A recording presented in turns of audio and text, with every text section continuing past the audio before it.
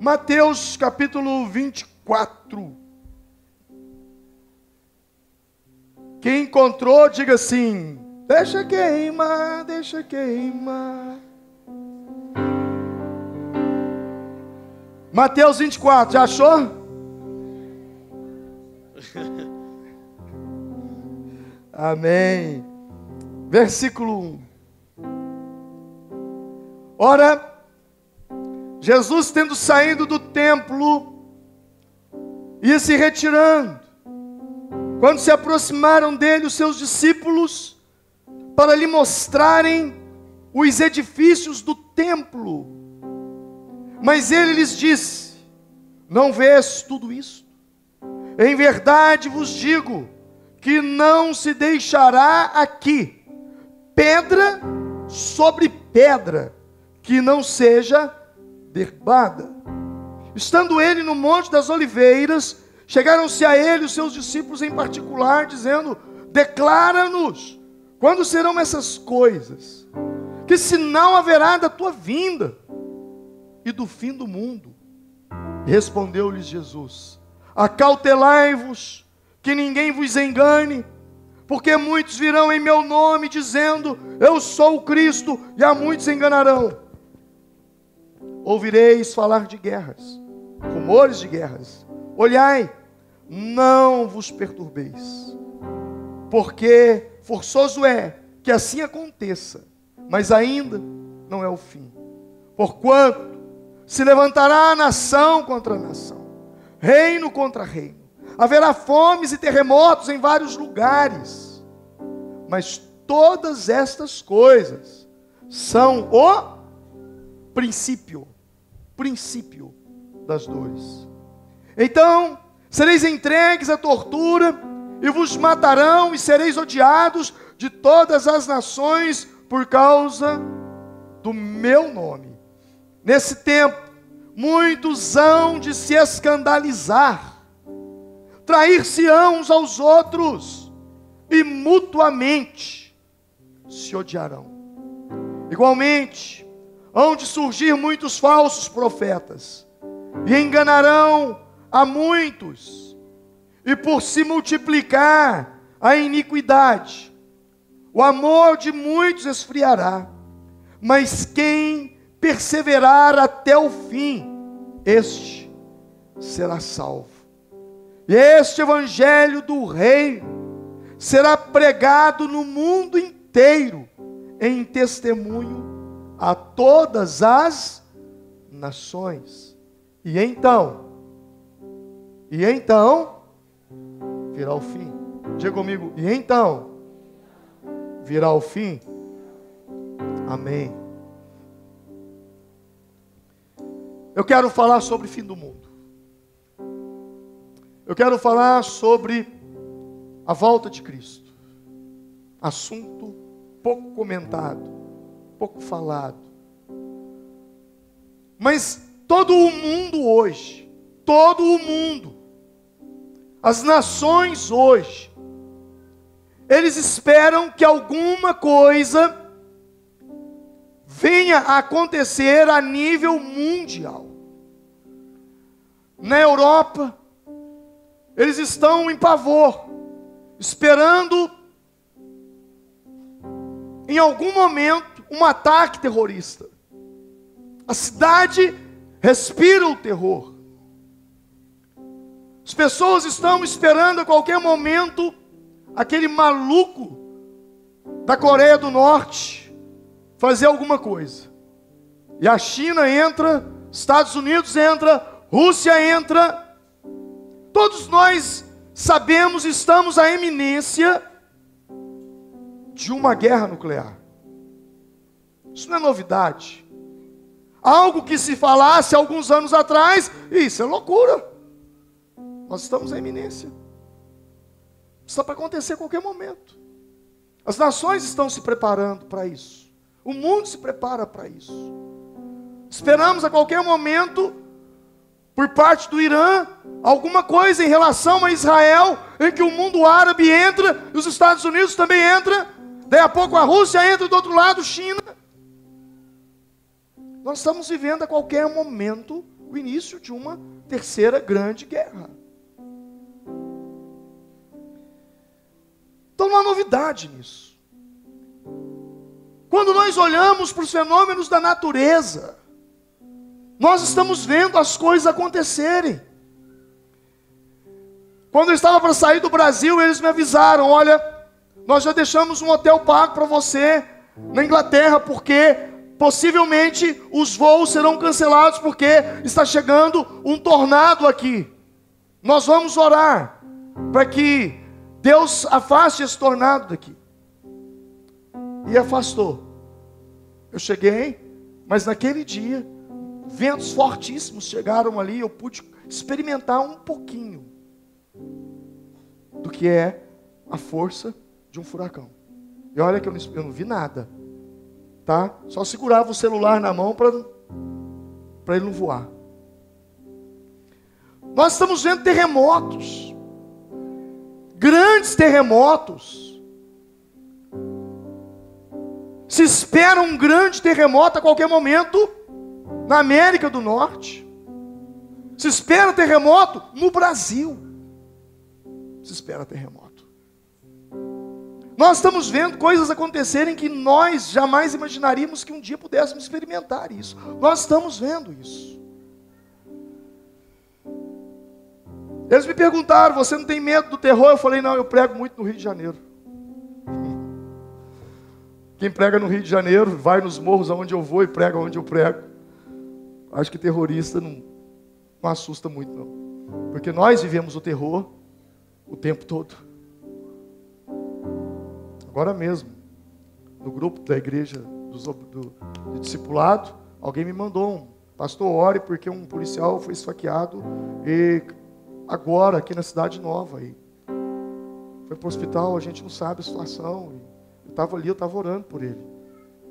Então o terror, a violência, chegou em todos os lugares. E há muito se fala do fim do mundo e da volta de Cristo. E o interessante é que muitas datas foram marcadas. Mas Jesus disse, aquele dia e hora, ninguém sabe. Mas marcaram. Eu poderia dizer de algumas mais recentes, como por exemplo, em 1997, quando eles falaram que um cometa ia se chocar contra a Terra. No dia 26 de março de 97, 39 membros de uma seita religiosa se retiraram aí para um rancho no meio de um deserto e lá cometeram um suicídio. As pessoas acreditavam que as suas almas seriam levadas pelos alienígenas. E de fato deve ter sido mesmo. Porque acreditaram numa mentira e se mataram. Em 1999, previsões de Nostradamus, o pai do espiritismo, dizia que o mundo acabaria em 1999, no mês de julho, que viria do céu um grande rei do terror, e muitos devotos de Nostradamus acreditaram que o mundo realmente acabaria, e o mundo não acabou. Eu cresci ouvindo uma frase assim: 1000 chegará, 2000 não passará. Eu confesso que naquele ano eu fiquei assim, eu acho que vai cumprir, porque desde menino eu escuto esse negócio. 2000 veio, 2000 passou, e aqui estamos. Depois disseram que 21 de dezembro de 2012 havia uma programação para o mundo acabar ali, porque segundo alguns estudiosos, essa data marcava o fim do calendário maia. E a teoria, acho que fizeram até um filme em 2012, alguma coisa assim, não me lembro. E que havia uma colisão de meteoros, planetas com a Terra e o mundo acabaria. Por último, era para o mundo ter acabado agora, dia 23 de setembro. Mas Deus ouviu o clamor de alguns irmãos que falaram: Senhor, deixa eu casar primeiro. Eu acho que resolveu. E aí o mundo não acabou agora, no dia 27 de setembro. Deus compadeceu de você.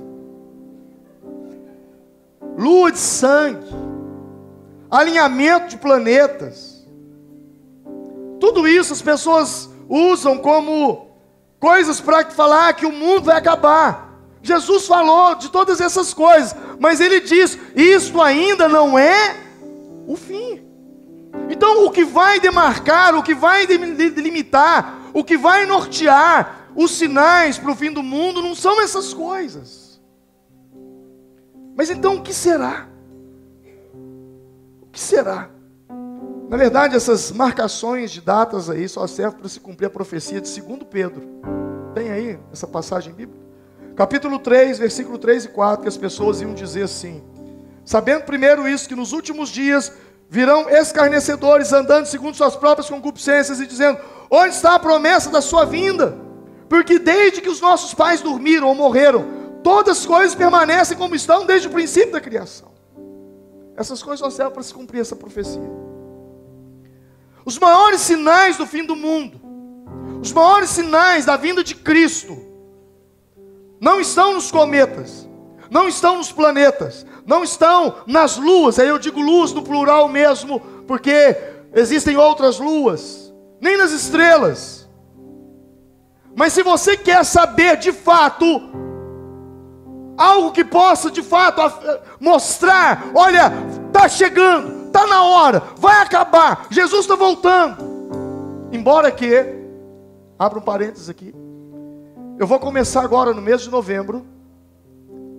Eu vou dar 2 estudos, 2 sexta-feiras agora. Sexta-feira agora eu falo sobre dons espíritas versus dons do Espírito. Lembra que eu prometi que falaria sobre isso? Vou falar sexta-feira agora, dia 3. Até uma data muito boa, porque dia 2 se comemora o Dia dos Mortos. Então dia 3 eu quero falar muito sobre isso. E depois eu quero falar um outro assunto também, uma outra sexta, que é sobre a ideologia de gênero, que é um assunto que vocês precisam ser muito esclarecidos, precisam saber muito sobre isso. E aí então eu vou entrar num estudo sobre Apocalipse. Nós vamos estudar de novembro até dezembro, na sexta-feira, o livro do Apocalipse, capítulo por capítulo. Você vai saber de tudo: falso profeta, anticristo, besta. Você vai saber tudo. Vamos mostrar isso dentro da palavra de Deus. Grande tribulação, milênio, como será a vida aqui, sinal da besta, como é que vai ser? Nós vamos estudar isso tudo na sexta-feira. Só não vai aprender quem não quiser vir, porque eu vou estudar esses estudos aqui. Bom, mas quando se fala de vinda de Cristo, qual é o maior sinal? Qual é o maior sinal? O maior sinal. Duas coisas você precisa estar de olho. Duas coisas. Primeiro, você precisa estar com seus olhos lá em Israel, porque Israel é o relógio de Deus na terra. O que está acontecendo lá, as profecias que estão se cumprindo lá, porque as profecias, elas são destinadas a 2 grupos de pessoas na face da terra: aos judeus e à igreja. Você precisa estar de olho em Israel, um olho em Israel, um olho na igreja. E hoje eu quero falar das profecias da igreja, porque nesse estudo do Apocalipse eu vou falar das profecias de Israel. Tudo que aconteceu, a nação que nasceu em um só dia, 14 de maio de 1948, quando Israel se tornou uma nação pelo voto na ONU de um brasileiro chamado Oswaldo Aranha. Israel se tornou uma nação.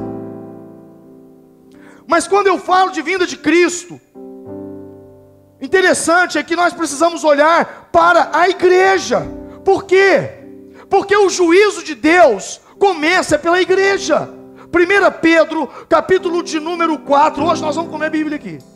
Se você fica esperto para você anotar todas essas passagens, eu quero ver se eu projeto elas aqui na tela, mas você anotar para você conferir na sua casa. 1 Pedro, capítulo 4, versículo 17 e 18 diz: porque já é tempo que comece o julgamento por onde?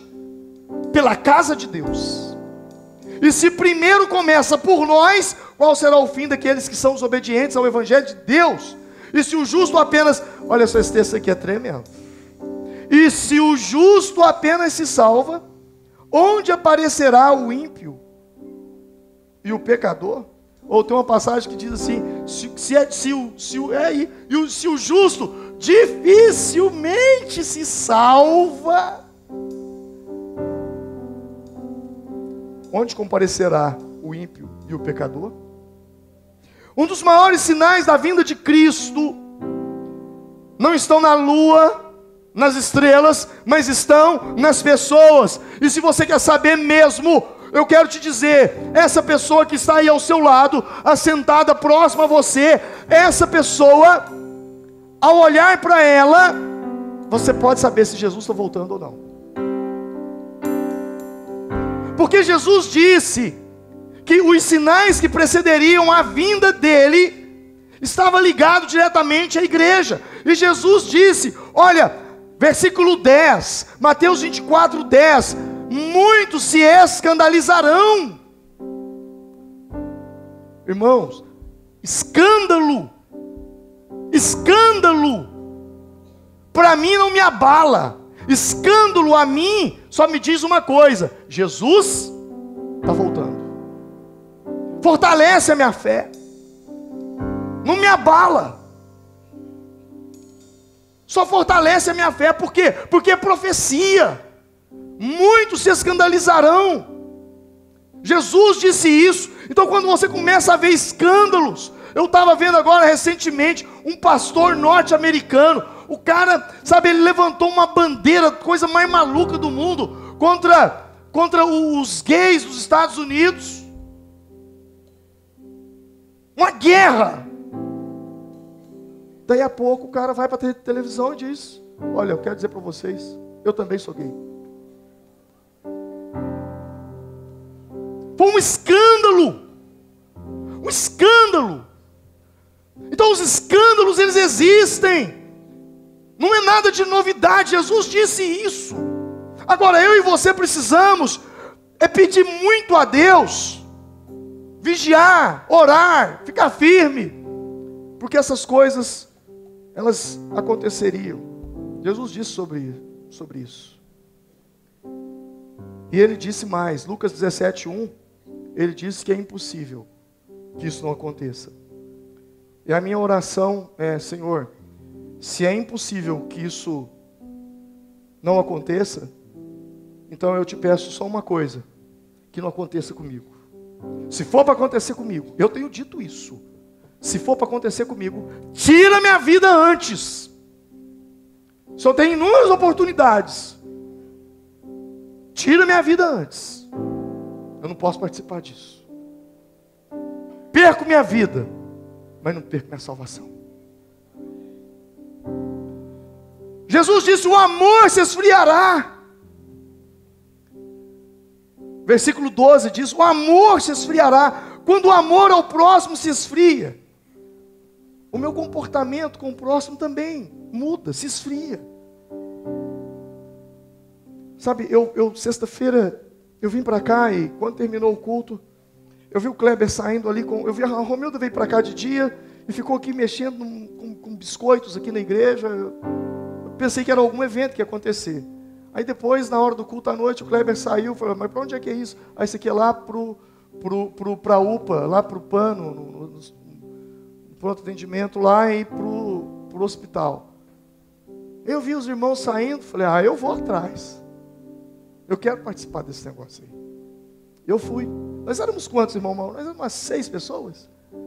6 pessoas, mais ou menos, né? E nós ali, eu fui com os irmãos lá. E entrando, as pessoas, porque quando uma pessoa, ela está em casa e sofre uma dor, um acidente, ela é levada para lá, ninguém se prepara para ir para aquele lugar ali.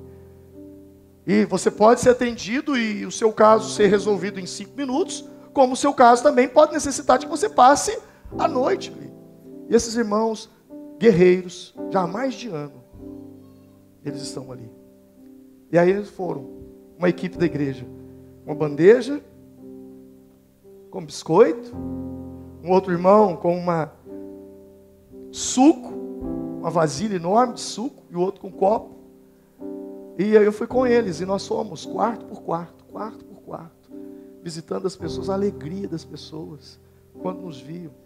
Não, graças a Deus vocês chegaram aqui, porque eu vou passar a noite aqui, não deu nem tempo de jantar em casa, sabe? E uma senhora, eu vendo uma senhora falando, ela falou assim: olha, sabe, eu nem acreditava que existia pessoas assim mais na terra. A senhora falou isso lá.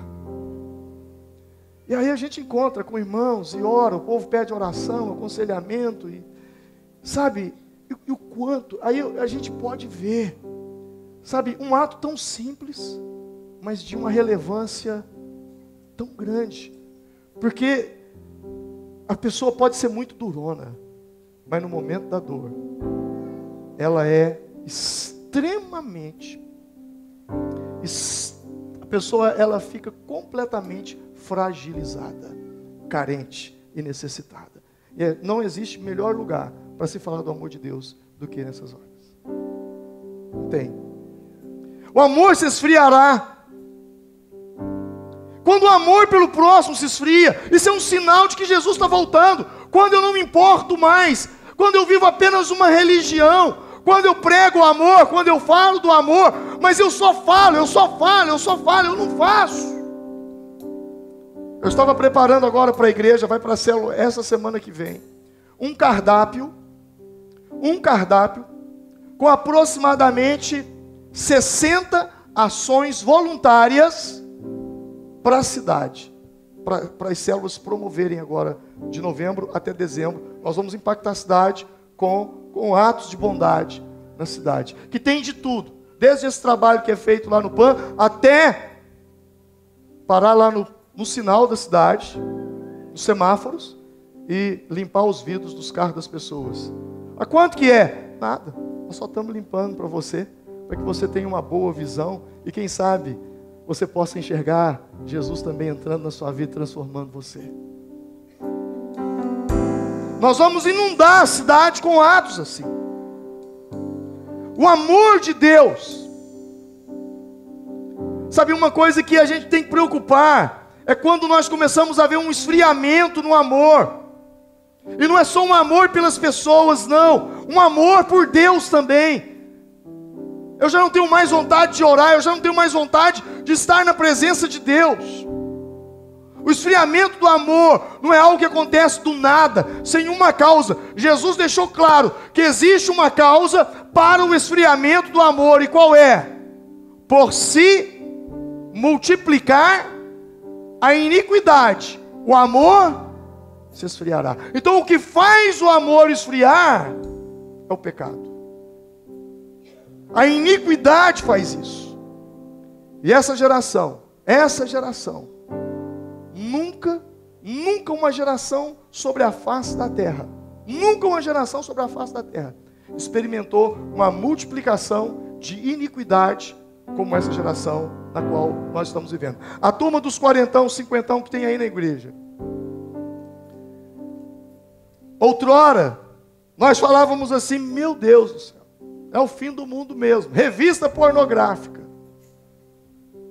Daí, televisão.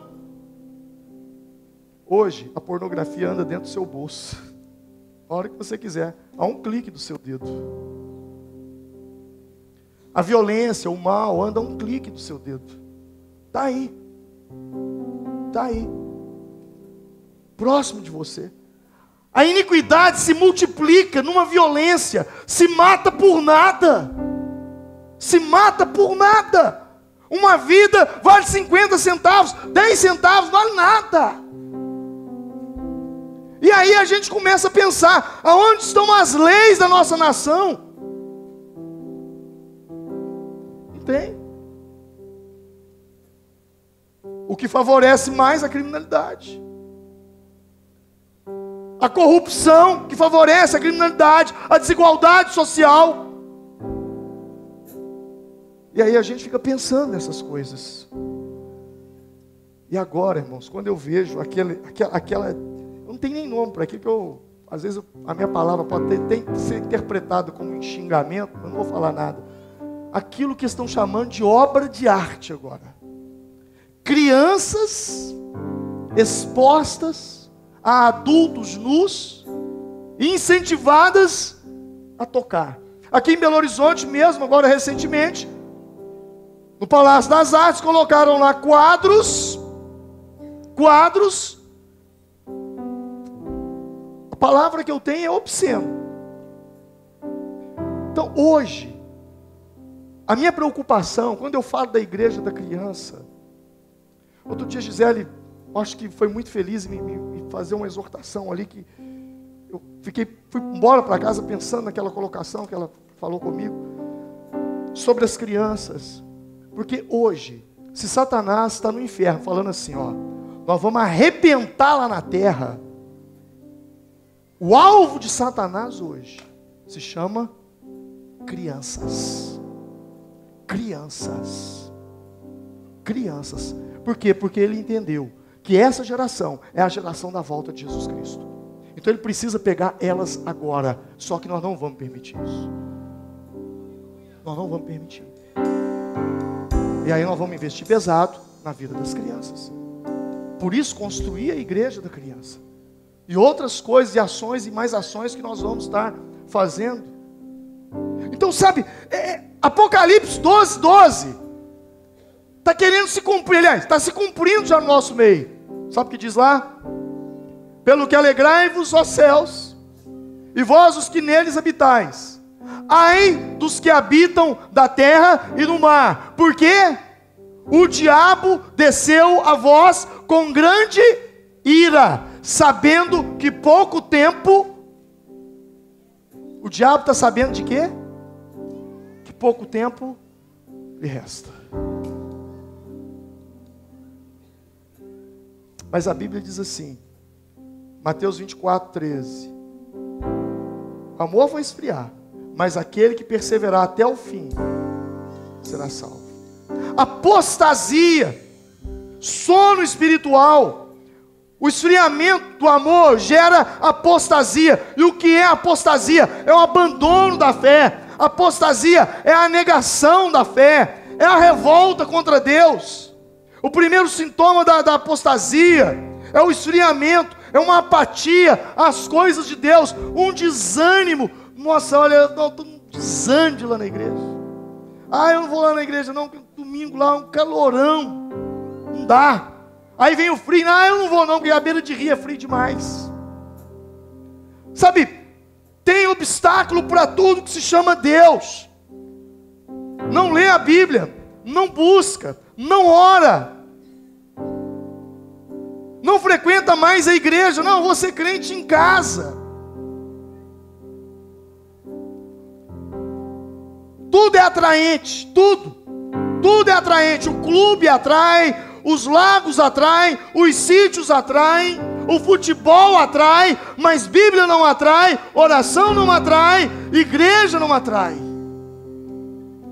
Paulo disse a Timóteo assim, o Espírito diz, 1 Timóteo 4:2, que nos últimos tempos, alguns abandonarão a fé, e seguirão espíritos enganadores, doutrinas de demônios, tais ensinamentos vêm de homens hipócritas e mentirosos, que têm a consciência cauterizada. 2 Timóteo 4:3 diz, porque virá tempo em que não suportarão a sã doutrina, mas terão comichões nos ouvidos, e amontoarão para si doutores, conforme as suas próprias concupiscências, seus próprios desejos. O que é ter comichão no ouvido? É quando você já viu com alguém, quando o ouvido coça, que ele fica assim, ó, coçando, mas ele fica coçando com vontade de escutar alguma coisa, segundo o seu desejo. E aí, ele começa a procurar quem? Mestres. Mestres. Porque hoje, meu irmão, existe igreja para tudo. Se você procurar aí, igreja do Santo Pneu, você vai achar.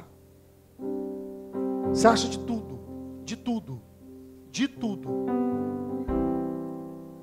tem de tudo, para agradar ao mercado. São doutores segundo suas próprias concupiscências. Se você falar, não, eu quero ir para uma igreja. Eu estava vendo outro dia um depoimento de uma moça que saiu de uma determinada igreja do Brasil. Ela estava nos Estados Unidos e ela passando por um trauma. Por quê? Porque na igreja que ela frequentava, a doutrina da igreja era que as crianças tinham que ter relação sexual com os adultos, os líderes da igreja. Você acha de tudo. Agora, sabe o que me deixa assim mais de cabelo em pé? É como é que esse povo consegue arrumar seguidor.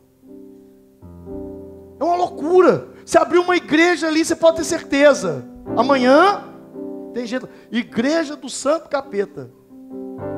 Vai ter gente. Já tem a igreja de Satanás e tem seguidores. Se o próprio Satanás colocou o nome de igreja de Satanás e tem seguidor, o que não vai ter nessa terra?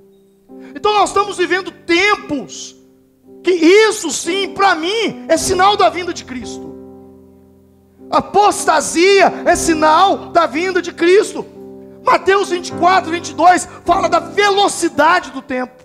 Olha o que diz aí. Olha lá. Se aqueles dias não fossem abreviados, ninguém se salvaria. Mas por causa dos eleitos, aqueles dias serão abreviados. Diga comigo, aqueles dias serão abreviados.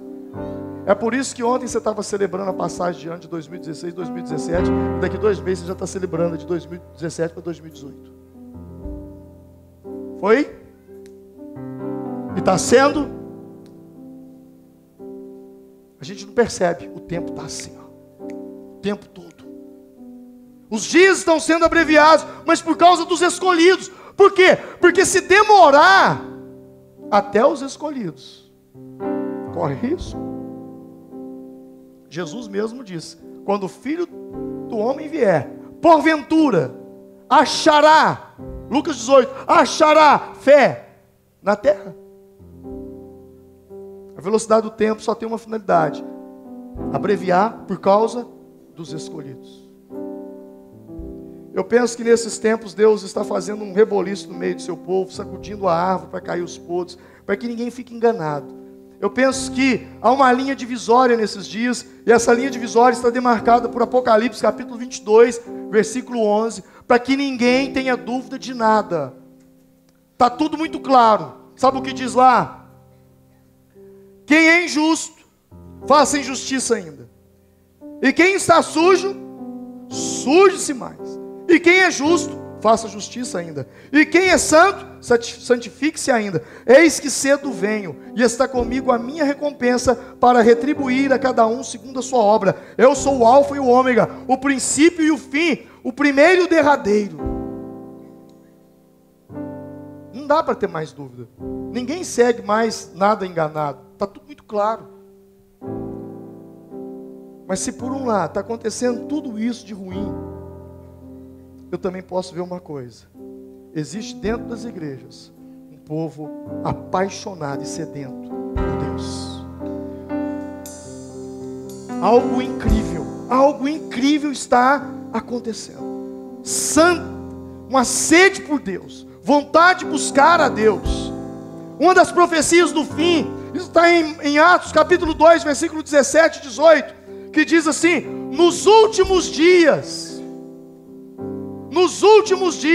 acontecerá que derramarei do meu espírito sobre toda a carne. Vossos filhos e vossas filhas profetizarão, vossos jovens terão visões, vossos velhos sonharão sonhos, e também do meu espírito derramarei sobre os meus servos e minhas servas naqueles dias, e profetizarão. Nós fizemos agora 100 anos do movimento pentecostal na terra, do movimento da Rua Azusa. Nós fizemos 100 anos agora em 2010, começou em 1910, 100 anos do movimento pentecostal. E há quem dizia: olha, esse é o movimento de Atos 2,17, é o movimento de Joel. Só que 100 anos se passaram. Eu creio num forte derramamento mesmo, grande, poderoso. E não se assuste pelo que eu vou falar aqui agora. Eu já estou vendo isso aqui se cumprir dentro da igreja católica. Dentro da igreja católica, eu estou vendo isso acontecer. Inúmeras pessoas da renovação carismática recebendo o batismo no Espírito Santo.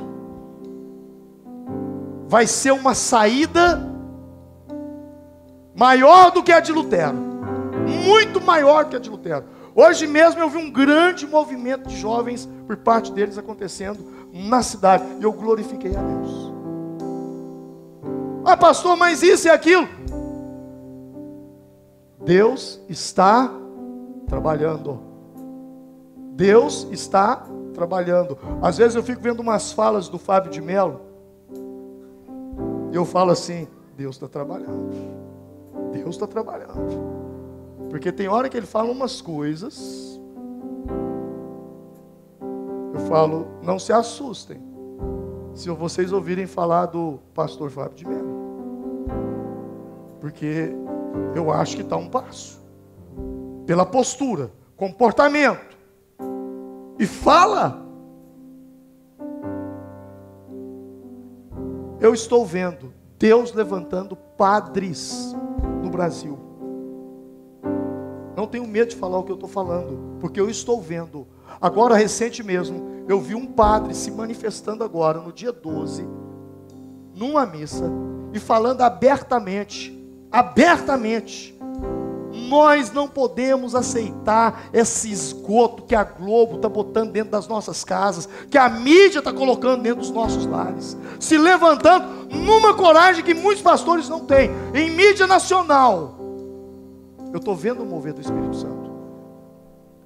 No espanhol, nas nossas igrejas, quando eu vou pregar na Argentina, no Paraguai, nas nossas igrejas, eles não falam arrebatamento, eles falam do rapto. O acontecerá o rapto. Eles chamam de rapto a volta de Jesus. O rapto. Ouça o que eu vou dizer para vocês. Deus está preparando um movimento. Vai acontecer isso aqui, ó.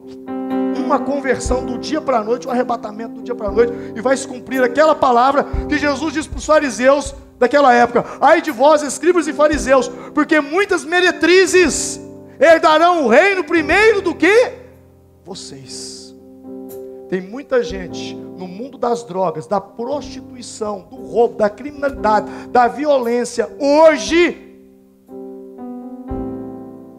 que se amanhã tiver uma experiência com Deus, vai ser crente de verdade. Vai ser meter meia boca igual a gente está vendo por aí.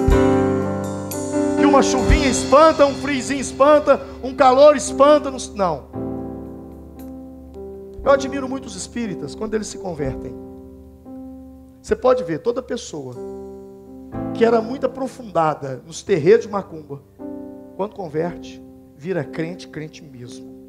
Por quê? Porque ele sabe com quem ele lidava. Prega, evangeliza, fala do amor de Deus, testemunha, ministra, não para. Por quê? Porque nós vemos que Deus está para fazer algo muito grande. Então eu já vejo Deus movendo isso na face da terra. E por último, e será pregado o evangelho a todo mundo, versículo 24, e então virá o fim. Esse é o maior sinal, quando o evangelho foi pregado a todo mundo. Alguns anos atrás eu achava isso muito difícil. Hoje, com as mídias e a internet, penetrou em tudo. Eu estava pregando no Nordeste. Escute essa. Eu estava em Maceió, Sergipe, Aracaju, Sergipe, não, Maceió, estava em Maceió, isso mesmo. Eu estava com pastores e líderes de célula de Maceió, capital, Alagoas, e muitos líderes do interior, do sertão. Eles vieram, eu estava dando um treinamento, eram 700 líderes e pastores, foram 3 dias. E um pastor me convidou para jantar com ele. Eu fui jantar com ele. E aí ele começou a me contar a história dele. Eu disse, mas quem é você? Ele, não, eu sou filho de pastor. Meu pai é o pastor tal. Eu, tá lá. Eu falei, mas e aí? Falei, pastor, sabe o que Deus fez na minha vida? Eu falei, não. O senhor sabe o que eu fazia antes? Eu falei, não. Pastor, eu era promotor de justiça. E Deus falou comigo, larga, porque eu preciso de você na minha obra. Eu falei, tirei o óculos. Você é promotor? Eu era, pastor. Até um ano atrás, quando o Espírito Santo me visitou, eu virei para o meu pai, liguei para ele. Eu estava no Pernambuco. Eu disse, pai, Deus falou isso comigo.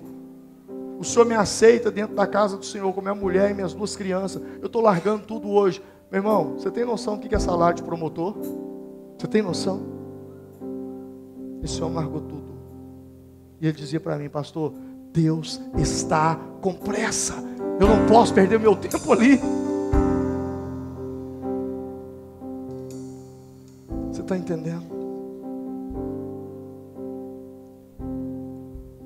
Sabe, a esse homem, Deus pediu um alto preço, porque eu penso que isso é um alto preço. A você, talvez Deus não está pedindo isso, mas Ele te pede para você ser fiel a Ele, testemunhar onde você está, aonde você trabalha, na empresa onde você está, você ser ali um testemunho vivo, um testemunho vivo. O Evangelho será pregado a toda criatura. Quando você se dispõe a pregar o Evangelho, Deus começa a te dar recursos. Deus começa a te dar recursos. Por quê? Porque se Deus precisa que você vá à Europa, Deus vai te levar na Europa. Se Deus precisa que você vá à Ásia, Deus te levará à Ásia, os recursos virão. Por quê? A obra é dele. É dele. Não é sua, é dele. Nunca faltará recursos para a obra de Deus. Nunca. Deus vai fazer a obra na sua vida.